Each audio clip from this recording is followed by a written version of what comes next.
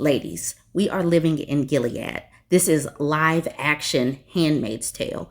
If you are using a period tracker, please delete it. If you have a daughter who's using a period tracker, please tell her to delete it. Stop using these things. They are using this to mine for your data, especially the free ones. They are selling your information, and you never know who they are selling it to. This article from The Times, it says, menstrual apps harvest data that puts women's safety at risk. Please delete these apps. We are living in Gilead, and I don't care that this is coming out of the UK. This information is still valid, and how they will use this to track our information is still valid. So, like I said, I don't care that this is in the UK. Delete these apps. All right, let's get into this article. It says, period tracker apps put women's safety and privacy at risk, a study has warned. Researchers at the University of Cambridge found that menstrual apps harvest personal data, which can be sold at scale.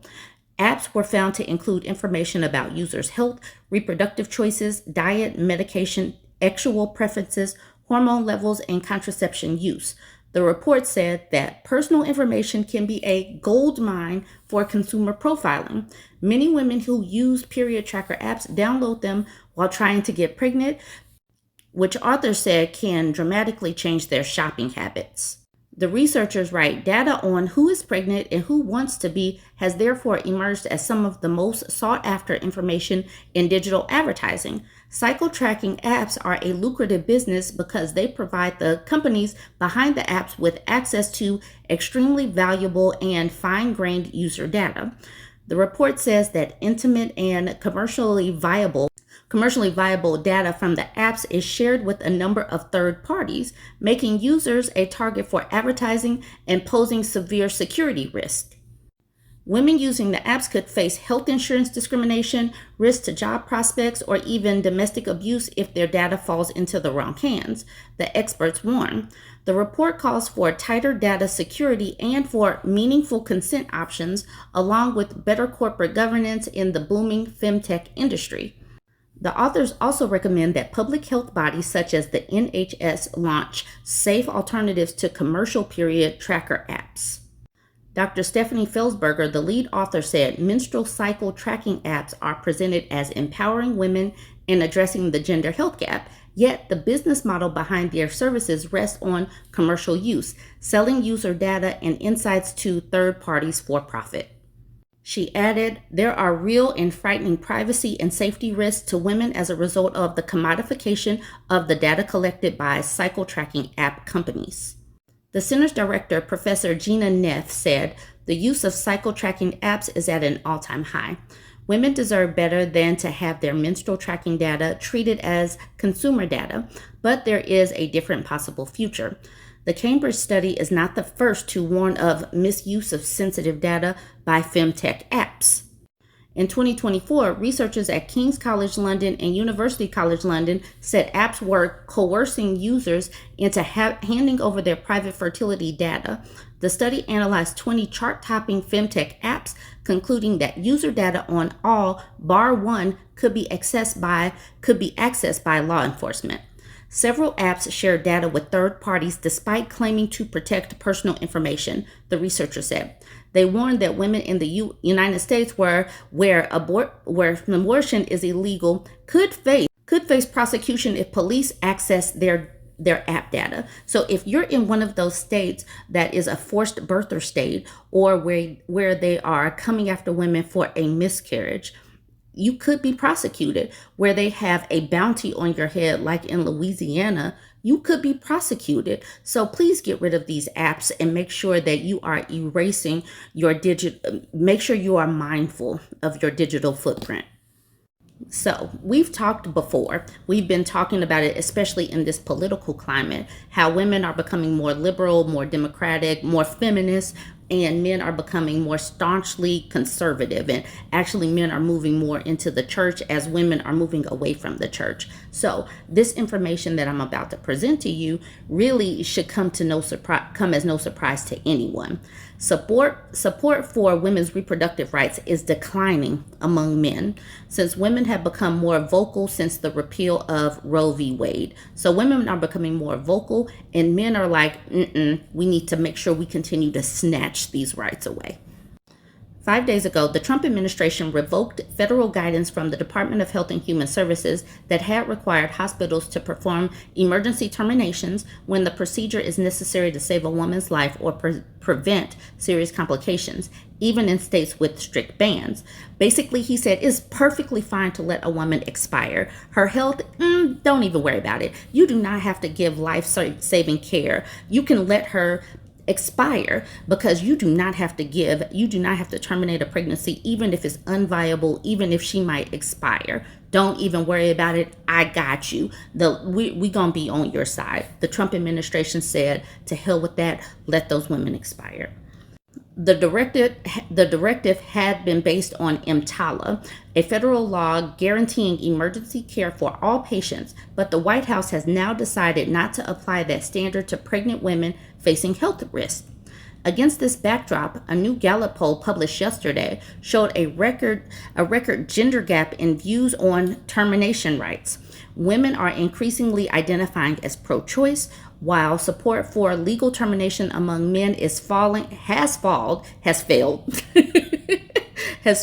to its lowest point in decades. 3 years after the overturning of Roe v. Wade, and just months after an election which termination rights were a central issue, the gap between men and women on this question has reached a record high. That's according to new Gallup polling data released on Monday. So here is the very simple chart: how men and women define their stance on termination or on reproductive rights. Women say 61% women are pro-choice. 41% of men are pro-choice. Pro-choice. Respondents who believe that the decision to terminate a pregnancy should be made by a woman and her doctor. They support broad legal access to reproductive rights for women. Pro-life. Those who believe fetal life should be legally protected from the moment of conception. They typically favor strict limits or a total ban on reproductive rights. The chart shows that 61% of women identify as pro-choice compared to 41%, while 32% of women and 54% of men identify as pro-life. This results in a 20-point gender gap. According to Gallup, in decades of polling, the gender gap on this issue has never exceeded 10 percentage points until the overturning of Roe. The divide between men and women reflects not just political disagreement, but fundamental moral differences. 57% of women say termination is morally acceptable compared to just 40% of men. Moreover, only 41% of men believe termination should be legal in all or most cases, whereas 56% of women share this view. According to Lydia Saeed, director of U.S. Public Opinion Research at Gallup, the gender gap is driven less by a change in men's attitudes after the fall of Roe v. Wade and more by a notable shift among women. Back in 2021, 52% of women and 45% of men identified as pro-choice. Since then, women's support for termination rights has risen significantly. Overall, what we see is that the side pushing to change the status quo tend to be the most energized. Said said for years it was pro-life voters who said they would only support candidates who align with their views. But since 2022, that dynamic has flipped. She notes that sudden political events can dramatically shift public opinion, but such changes are usually short-lived, and people tend to revert to their baseline attitudes within a few years. The decline in male support for termination rights may simply reflect a return to that baseline. What surprises Saeed, however, is that women's mobilization around the issue remains so high. A line has been crossed for women where they once broadly supported the right to termination or reproductive rights. They're now far more actively engaged in defending it. Interestingly, support for reproductive rights has also risen among Democratic men. In 2020 to 2021, 63% believed that reproductive rights should be legal in most cases. By 2025, that figure had climbed to 78%. Still, the broader decline in male support remains somewhat puzzling. While current levels are the lowest in a decade, Saeed isn't convinced the trend will persist.